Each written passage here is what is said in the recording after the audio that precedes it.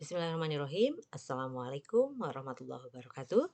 Salam sejahtera buat kita semua. Bertemu lagi dan selamat datang di channel Ala Rika. Masih bersama saya Rika Endah Nur Hidayah. Baiklah, pada kesempatan ini kita akan mengupas nih urusan wanita, ibu-ibu dan remaja putri. Walaupun sebetulnya kedua kondisi ini, yaitu PMS atau premenstrual syndrome dan nyeri haid atau dysmenorrhea, itu biasanya sudah berkurang pada ibu-ibu terutama yang sudah menikah. Namun sering masih terjadi walaupun mereka sudah menikah apabila penyebabnya berbeda. Oke, apapun itu mari kita bahas sama-sama, kita diskusi. Jangan lupa buat yang baru pertama kali mampir di channel ini, silakan lihat kalau tulisan subscribe-nya masih belum abu-abu atau kalau masih merah, boleh bantu diklik ya. Dan silakan bunyi loncengnya agar kalian tetap bisa bunda atau moms atau girls kalian bisa tetap menerima info yang terbaru dari channel ini. Baik, kita akan bahas apa itu PMS dan nyeri haid atau dysmenorrhea. Nah, pada awalnya yaitu tahun 2003, sebetulnya pemerintah sudah melahirkan Undang-Undang Nomor 13 tentang Ketenagakerjaan pada pasal 81 ayat 1. Di situ dikatakan, pekerja atau buruh perempuan yang dalam masa haid merasakan sakit dan memberitahukan kepada perusahaan tidak wajib bekerja pada hari pertama dan hari kedua waktu haid. Berarti kalau melihat definisi ini lebih kepada kondisi nyeri haid atau lebih dikenal dengan dysmenorrhea. Nah, kondisi yang lain satu lagi adalah PMS. Apa itu? Premenstrual syndrome. Apa itu? Kumpulan gejala dari mulai misalnya tegang sekitar mamai atau payudara, kemudian jadi sedikit irritable, agak sensi gitu ya. Itu merupakan tanda-tanda atau kumpulan gejala menjelang haid. Itulah tadi masuk dalam kategori PMS. Nah, apa sih yang terjadi? Pada saat menstruasi, emosi kita cenderung tidak stabil akibat efek hormon. Oleh karena itu, makanya tadi sebenarnya kalau sang pekerja mengatakan kepada pengusahanya atau manajer lah di atasnya atau supervisornya, sebetulnya dia dilindungi oleh undang-undang dan punya hak untuk cuti pada hari tersebut. Itu urusan lain kalau misalnya dia harus dipotong gaji atau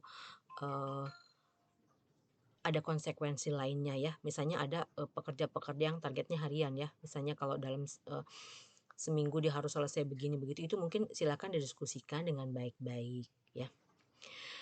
Kenapa? Karena memang dia bekerja pada hari itu pun tidak bisa optimal kalau emang dia dalam kondisi nyeri yang luar biasa ya. Namun ada kalanya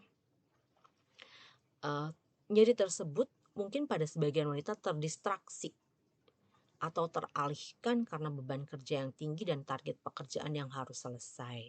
Sehingga mungkin sebagian dari mereka tidak merasakan itu dan ya tidak pernah ada misalnya wanita yang saat nyeri haid dan mengeluhkan itu kepada atasannya, manajer atau supervisornya.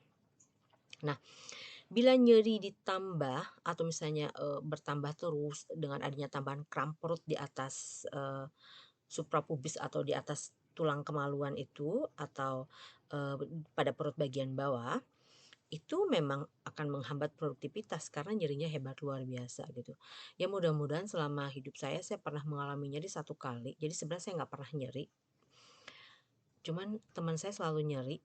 Jadi sampai saya terpikir, ih seperti apa sih nyerinya gitu, sampai dia ketika sekolah nih SMP nih dulu ya kelas 2 dia minta diantar pulang karena kebetulan rumahnya deket, saya antar. Jadi seberapa hebat jadinya ternyata, bulan depannya Allah beri saya kesempatan untuk merasakan nyeri hebat itu seperti apa gitu. Ya nyerinya memang sangat tidak nyaman gitu ya. Nah, kenapa nyeri itu terjadi? Karena kontraksi otot-otot rahim pada saat meluruhkan, kalau ini dismenor ya, saat meluruhkan, eee, tadi darah yang harusnya kan dia kalau, telur itu dibuahi maka dia akan jadi gitu. Ovum itu. Tapi karena tidak dibuahi maka dia meluruh menjadi darah. Jadilah sebagai siklus haid. Nah, apa yang muncul efeknya itu yang efek yang tidak diharapkan sebenarnya yang ada apa? Adanya mual, muntah, sakit kepala, atau mungkin diare dan yang paling parah adalah pingsan ketika nyerinya hebat luar biasa. Jadi saya pernah melakukan penelitian pada beberapa mahasiswa memang sampai pingsan ya ketika hari H dan sebelumnya gejala itu sudah muncul gitu.